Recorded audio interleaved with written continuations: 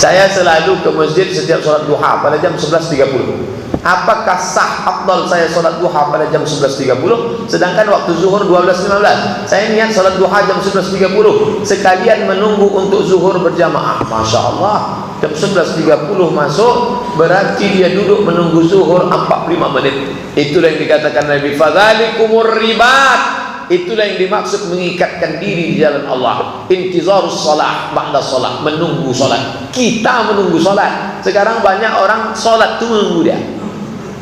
Ditunggu salat itu. Jam berapa paling afdal salat duha? Nabi tak ada menyebut jamnya. Jam berapa Nabi tak ada sebut, tapi Nabi menyebut cirinya. Kapan? Hina tarmidul fisal, ketika anak onta tak bisa menurunkan perutnya ke pasir karena pasir sedang kena panas terik. Jam 11.30 sedang panas-panasnya. Bagus sholat duha jam 11.30. Masuk ke masjid, sholat duha, tahiyatul masjid dulu, habis sholat duha, baca Quran, berzikir, nunggu sholat zuhur, sholat qabliyah. Afdal, bagus. Andai Ustaz tahu dengan Abdul Muhsin Abbad Al-Badar. Siapakah dia? Syekh Abdul Muhsin Abbad Al-Badar adalah ahli peneliti hadis, mengajar di Al-Madinah Al-Munawwarah. Dialah yang menulis syarah Sunan Abi Daud. Siapakah dia? Penganut mazhab apakah dia? Saya lihat namanya sekilas di Rojak TV. Oh ya, saya juga mau nanya tentang Rojak TV. Penganut mazhab apakah pengisi acara di Rojak TV itu Pak Ustaz? Secara umum pengikut mazhab Hambali. Salafi ini tidak bisa dipukul rata sama. Ada yang keras, ada yang sedang, ada yang lunak. Yang lunak bisa berjalan dengan kita sama. Malah satu majelis. Itu yang datang dulu dari Malang, Ustaz Abdullah Hadrami. Saya selalu posting tulisan-tulisannya, saya post. Malah satu majelis waktu subuh Sabtu di Masjid Al-Falah. Hadir. Dengan Ustaz Mustafa Umar, beliau sama-sama pergi ke Suriah, perbatasan Suriah sampai ke Turki. Nah, ini yang lunaknya. Tapi kalau sudah yang kerasnya, oh tak bisa. Begitu dia tengok Abdul Somad, tak ada jenggot, kaki celana, out, tak bisa. Nah, jadi tak bisa main pukul rata, tengok-tengok juga. Bagaimana kalau pemimpin non-Islam seperti kepala daerah Pak Ustaz? Tak ada tawar-menawar. La tattakhidul kafirina awliya'a min dunil mu'minin. Jangan kamu angkat orang kafir yang mengharamkan babi dengan mengharamkan pemimpin kafir. 13 ayat mengharamkan pemimpin kafir. Oh, jadi kalau gitu boleh kami makan babi Pak Ustaz? Bukan itu maksudnya. Maksudnya sedang babi aja tak boleh, apalagi pemimpin kafir. Maka jangan angkat pemimpin kafir. Wa may yatawallahu minkum fa innahu minhum. Siapa yang mengangkat pemimpin kafir maka kafirlah dia. Bagaimana hukum berwudu menggunakan air panas? Kami di Mesir kalau sudah musim dingin air panas memang mesti pakai air panas. Kalau pemanas mati malah dimasak pakai kompor. Karena kalau tidak tak bisa berwudu, menggigil kedinginan. Jadi kalau dia berwudu, yang tak boleh itu musyammas, air yang dijemur, terjemur panas terik matahari terkena. Katanya bisa menyebabkan penyakit kulit yang putih-putih segala macam. Karena tertahan darah, terkejut darah karena adapun memanaskan air karena kedinginan ibu subuh. Tapi saya di Indonesia tak pernah masak air. Tapi waktu di Mesir dulu memang dipanaskan air. Apa hukum memelihara jangkrik untuk dijual makanan burung?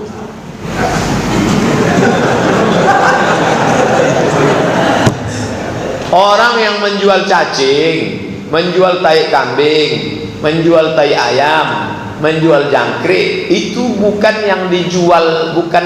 Kalau dia menjual barangnya itu haram, karena tai kambing itu haram, cacing itu haram. Lalu yang dijualnya itu apa? Jasanya dia mencangkol itu, memasukkannya. Kalau tak ada kerja lain, dia mengambil stok tai kambing itu, dimasukkan ke goni, memikulkannya. Jadi yang dibayar itu bukan tainya itu, yang dibayar tenaga keringat dia memikulkannya itu. Begitu juga dengan jangkrik ini untuk makanan ikan arwana. Tapi saya kira itu mubazir lah, habis waktu untuk itu. Untuk menangkap jangkrik ngasih arwana itu bisa baca Yasin 3 kali. Banyak kerja lain lagi yang beribadah. Buatlah amal-amal yang beribadah. Buatlah kita merasakan kenikmatan ibadah. Lebih baik menyantuni anak yatim, menyekolahkan fakir miskin. Tadi saya ditelepon siang, Assalamualaikum Ustaz Abdul Somad. Ya, kami sudah tengok foto-foto Ustaz yang di FB waktu Ustaz masuk ke Talang Mama itu. Oh ya, alhamdulillah. Tolong Ustaz kirimkan 2 orang itu, saya mau sekolah kan gitu. Oh, bagus. Jadi dia banyak koleksinya. Yang dikoleksinya anak yatim, fakir miskin, orang susah. Kirim 2 Pak Ustaz, saya sekolahkan dia. Mantap. Ada juga gunanya update status ternyata. Saya masih kurang paham makna dari an-nasu alaimu wal muta'allim wa bika hamzun. Saya pun tak paham. An-nasu alimu wal muta'allim wa bika hamzun. An-nasu manusia, alimu orang yang alim, muta'allim orang yang belajar, wa bika hamzun tak tahu. Pokoknya kesimpulannya kalau jadi manusia itu 2 saja. Orang yang alim berilmu atau muta'alim yang belajar. Ini sudah kita kaji di subuh Sabtu kemarin. Jadilah engkau 4, jangan jadi yang ke-5. Yang pertama, jadilah engkau aliman, mengajar. Kalau engkau berilmu, mengajar. Au muta'alliman, atau engkau belajar. Kalau merasa tak berilmu, belajar. Yang ketiga, mustami'an, mendengar, mau mendengar cakap orang. Jangan sampai diletak di muka menyipak, di belakang menanduk. Ini gara-gara tak dipotong waktu hari kurban kemarin. Kalau mau kau aliman, kalau tak bisa muta'alliman, kalau tak bisa mustami'an. Yang keempat, muhibban, suka kepada ulama, suka kepada ilmu, suka pada buku, suka mengaji. Jangan kau jadi yang kelima, la takun khamisan fatahlaku. Jangan kau jadi yang kelima, kau akan binasa. Apa yang kelima itu? Benci ilmu, benci ulama, mengacau saja, resek saja. Itu maksudnya. Tapi taklah.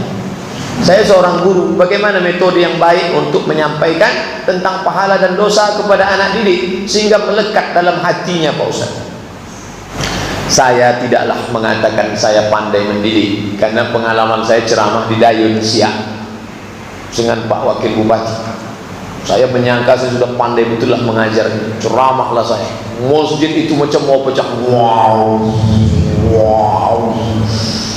Anak-anak sekalian, yang akan ceramah ini adalah Al-Ustaz Al-Mukarram Haji Abdul Somad LCMA S1 dari Mesir, S2 dari Maroko. Wow, tak peduli mereka, anak MDA. Bingung saya, manalah saya ceramah. Akhirnya saya panggil, saya paham ini pasti ada pawangnya, kepada ibu kepala MDA. Masuklah ibu kecil. Anak-anak diam ya, diam. Situlah saya baru paham, fawqa kulli dzi ilmin alim, di atas langit masih ada langit. Nah, jadi mungkin cara menyampaikan ibu lebih berilmu lagi, ibu lebih paham lagi bagaimana cara bahasanya. Karena yang penting itu pesannya masuk ke kepala dia. Tapi kalau saya pribadi, macam-macam pengalaman guru-guru di pesantren. Pergi saya ke pesantren kawan Al-Mukarram.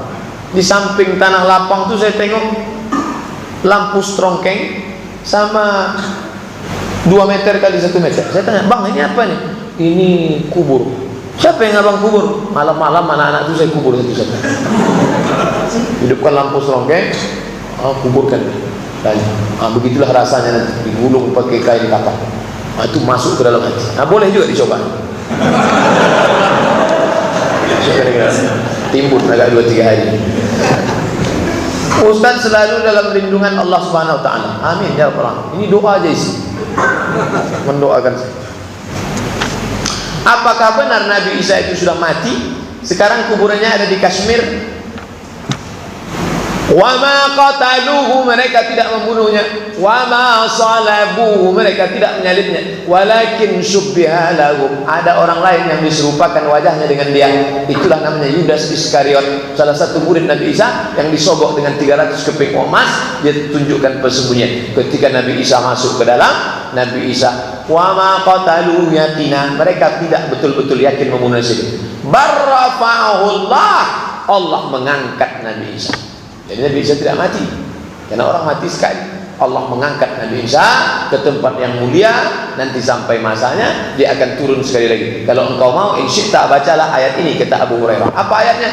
Wa in min ahlil kitabi la yu'minanna bihi qabla mautih. Ada sebagian ahli kitab akan beriman kepada dia sebelum dia mati. Nanti ketika dia turun sekali lagi, sebagian Kristen dan Nasrani akan beriman kepada dia sebelum dia mati. Kata Abu Hurairah penafsiran. Jadi tak betul dia mati makamnya di Kashmir, malah dalam Da Vinci Code.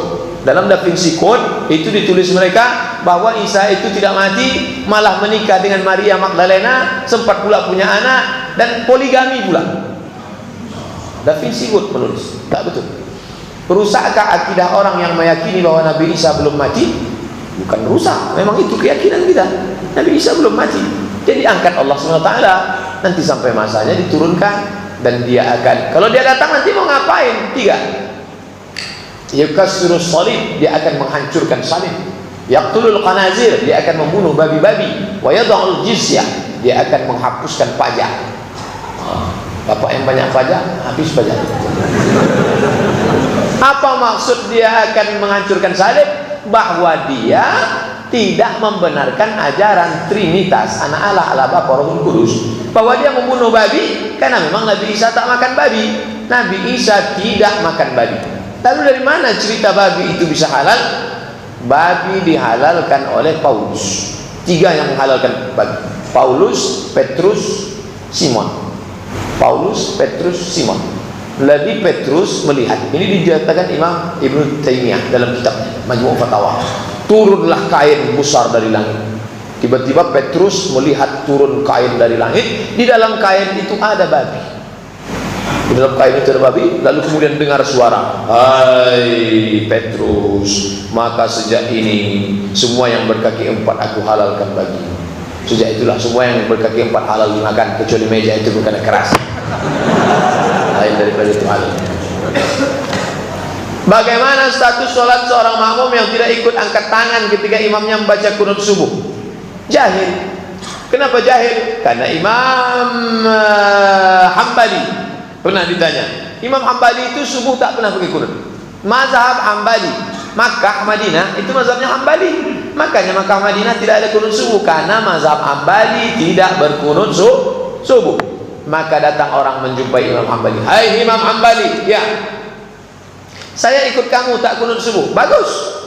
Bagaimana kalau imam saya bermazhab Syafi'i?" Syafi'i berkunut subuh. "Bagaimana kalau imam saya bermazhab Syafi'i?" Apa kata Imam Hambali?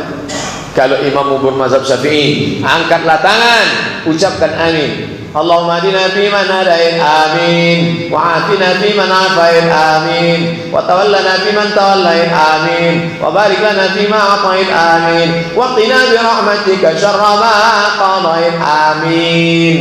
Sisanya tidak diaminkan. Fa innaka taqdi wa la yuqda 'alaik wa innahu la yudhillu man walita wa la yu'izzu man 'adait. Tabarakta rabbana wa ta'ala falakal hamdu 'ala ma qadait. Nastaghfiruka wa natubu ilaik wa sallallahu ala sayyidina Muhammadin nabiyil ummi wa ala alihi wa sahbihi wa baraka sallam. Allahu akbar. Langsung Imam Hambali berfatwa.